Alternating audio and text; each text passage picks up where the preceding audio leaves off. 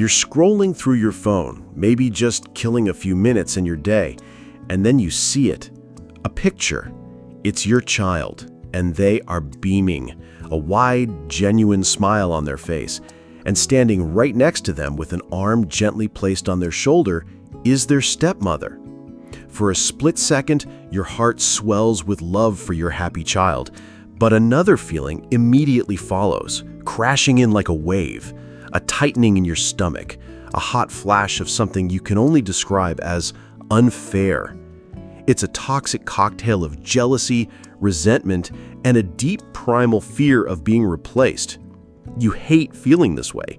It feels petty, it feels wrong, and yet it's undeniably there. What if I told you that this gut-wrenching feeling isn't just simple jealousy? What if it's a signpost pointing to a hidden social dynamic so powerful it governs much of our lives without us even knowing it? And what if, by understanding this dynamic, you could not only neutralize the pain, but transform it into a source of personal strength? Welcome to the Mind Architect Lab, Practical Philosophy and Psychology.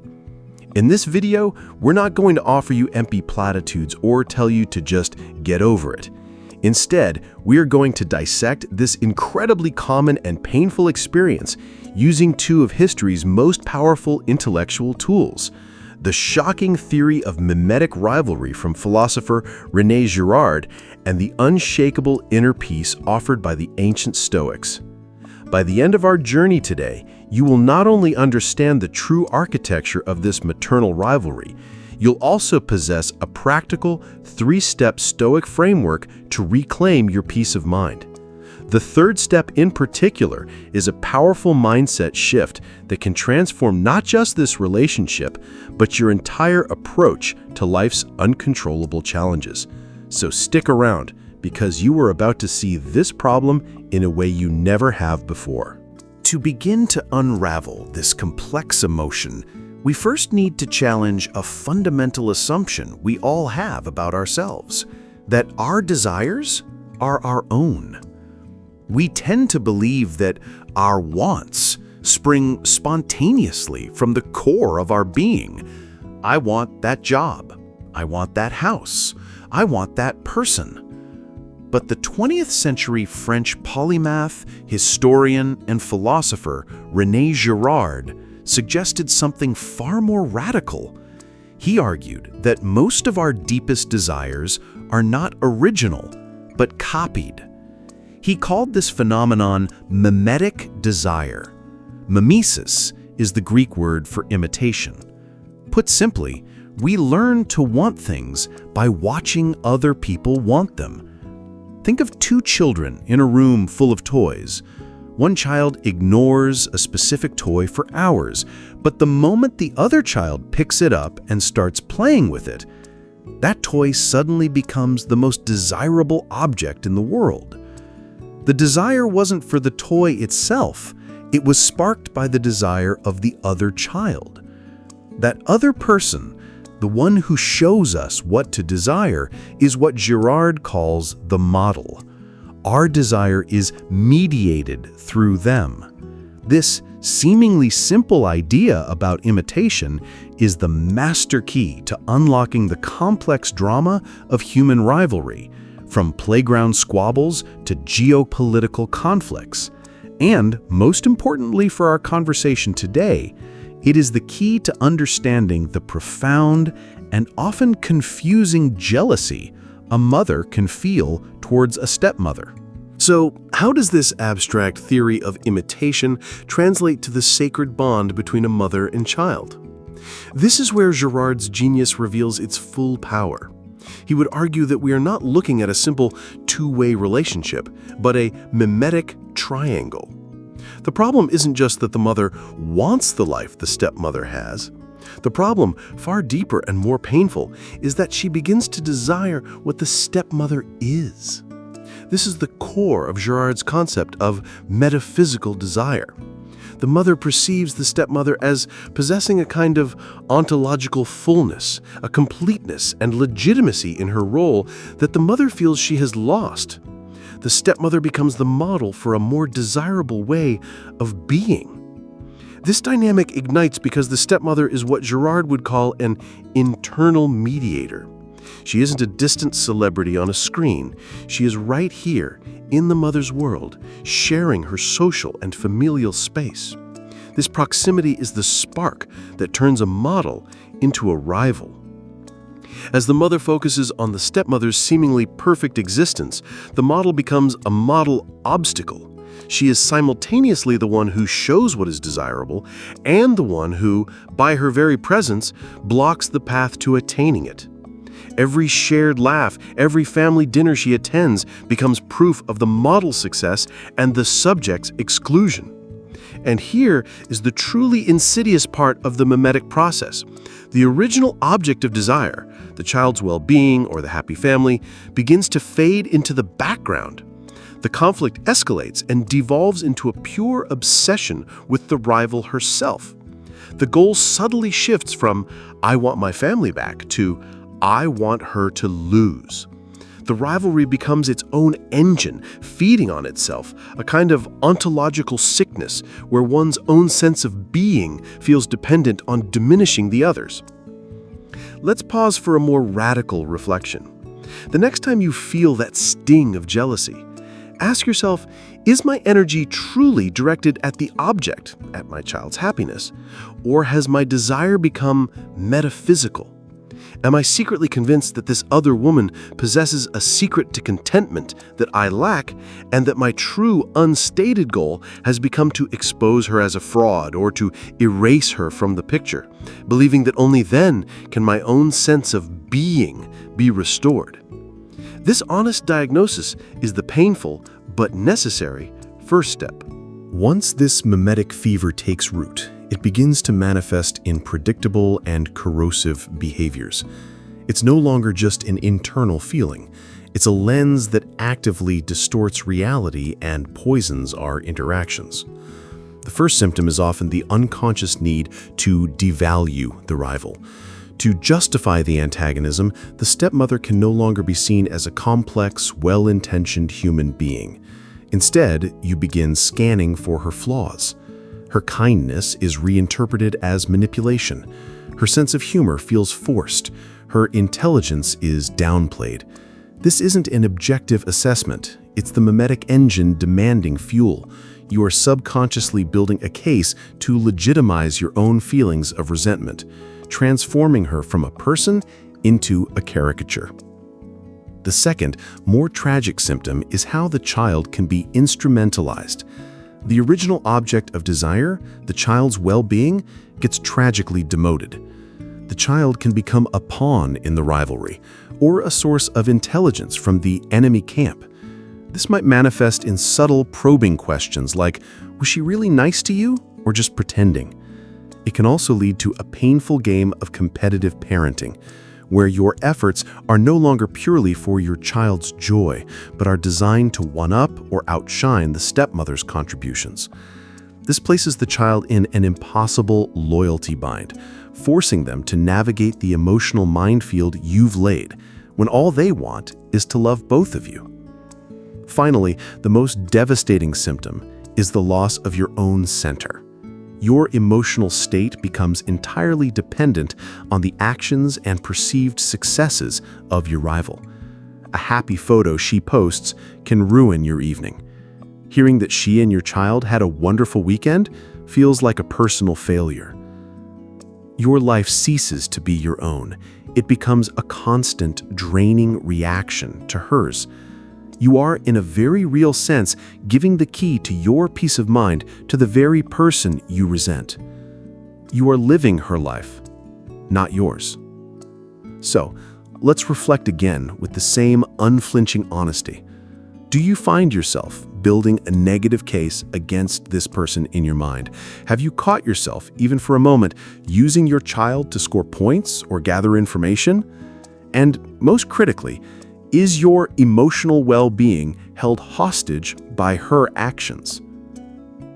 Recognizing these symptoms isn't about shame. It's about calculating the true cost of this rivalry. It's the motivation we need to finally seek the cure. We have walked through the fire of diagnosis. We have named the mimetic disease and examined its painful symptoms. The crucial question now is there a cure? The answer is a resounding yes, but it requires us to turn from the modern philosopher who diagnosed the problem to the ancient physicians of the soul who perfected the solution 2,000 years ago, the Stoics.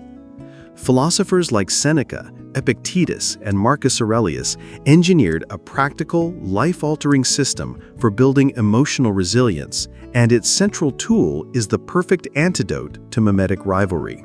This tool is the famous Stoic principle known as the dichotomy of control.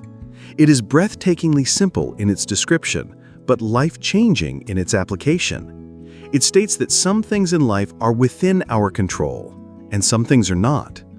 Our task is to learn to distinguish between the two and to focus 100% of our energy on what is within our control. What the stepmother says, what she does, the relationship she builds with your child, the pictures she posts, all of these are fundamentally outside of your control. Obsessing over them is, in the Stoic view, a form of self-inflicted madness. What is within your control? Your thoughts, your judgments, your reactions, and most importantly, the quality and nature of your own unique, irreplaceable relationship with your child. The first practical step of the cure is this: use every pang of jealousy as a trigger. The moment you feel it, pause and ask that simple question: is the source of this feeling in my control or out of my control? If the source is an external event, you must practice the mental art of letting it go. But if the source is your judgment about that event, your interpretation, that is within your control. You can challenge your own narrative. The second step is to consciously redefine your role. You must abandon the mimetic desire to be the only protagonist and instead embrace your role as the irreplaceable one. A Stoic would argue that a child receiving more love from another caring adult is not a loss, but a net gain in the child's life. Instead of competing on the stepmother's territory, retreat to your sovereign ground. Focus on what only you can provide: your shared history, your unique wisdom, your inside jokes, the specific comfort that only a mother can give. Double down on what makes your bond sacred.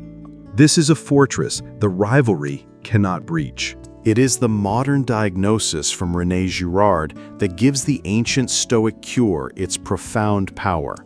Without understanding the mimetic nature of our jealousy, we might try to suppress it with sheer willpower, and we would almost certainly fail. It would feel like trying to hold a beach ball underwater. But Girard reveals that we are not fighting against a monstrous, authentic feeling. We are fighting a faulty mechanism, a glitch in our social software that makes us desire what others desire. Girard exposes the architecture of our prison, and Stoicism hands us the key to the door. We have seen how this mimetic sickness turns a person into a rival, poisons our perception, and makes our peace of mind a hostage to someone else's life. The dichotomy of control and the conscious decision to cultivate your unique role are the first powerful steps to reclaim your freedom. But I promised you a third step at the beginning, a powerful mindset shift. This is the capstone of the Stoic framework, the concept known as Amor Fati. Amor Fati is a Latin phrase that means a love of one's fate. It is the practice of not just accepting your circumstances, but embracing them as necessary and good. It means looking at the full reality of your life, the divorce, the blended family, the existence of this other woman, and seeing it not as a tragic deviation from the life you were supposed to have, but as the perfect and necessary path for your own growth. It is the discipline of saying, this situation, this very one that causes me such pain, is the ideal gymnasium for my soul. The presence of this stepmother is my specific, tailor-made opportunity to practice virtue, to learn the limits of my control, and to refine my love for my child into something unconditional and truly resilient. This is the ultimate move that dissolves the rivalry. You are no longer fighting reality, so the mimetic desire for someone else's reality vanishes. You stop wanting to be the protagonist in a story that is gone, and you start loving your role in the story that is actually yours. So we have traveled from the painful, gut-wrenching feeling of jealousy to the profound philosophical depths of mimetic desire, and we have emerged with a practical, powerful toolkit from the ancient Stoics. The journey shows us that our deepest pains are not just personal failings, they are part of the human condition, and philosophy provides the map and the compass to navigate them. The ultimate lesson is this: your peace of mind is your most valuable asset, and it should never be held hostage by the life of another. By understanding the hidden rivalries and choosing to love your own fate, you don't just solve a problem with a stepmother, you build an unbreachable fortress for your soul. This lab is a community built on exploring these ideas together, and your insight is a critical part of our work. To continue this vital conversation, I have 3 small invitations for you. First, and most importantly, let's talk in the comments. But let's skip the surface level stuff. I want to know, what was the single biggest aha moment for you in this video? Was it the shocking accuracy of Girard's mimetic diagnosis, or the profound relief of the Stoic concept of Amor, Fati? Share your specific insight, because your breakthrough could be the key that unlocks this concept for someone else reading the comments. Second, if you genuinely received value and feel more equipped now than you did 20 minutes ago, please hit that like button. It's a powerful signal to the YouTube algorithm that this is a conversation worth sharing, and it helps us reach more people who are silently struggling with this exact issue. And finally, if you believe that understanding these deep ideas is essential for building a meaningful life, then I invite you to subscribe to Mind Architect Lab. Don't just be a spectator of your own life, become an architect. Join us as we continue to forge these practical tools from timeless wisdom. Thank you for your time and your focus today.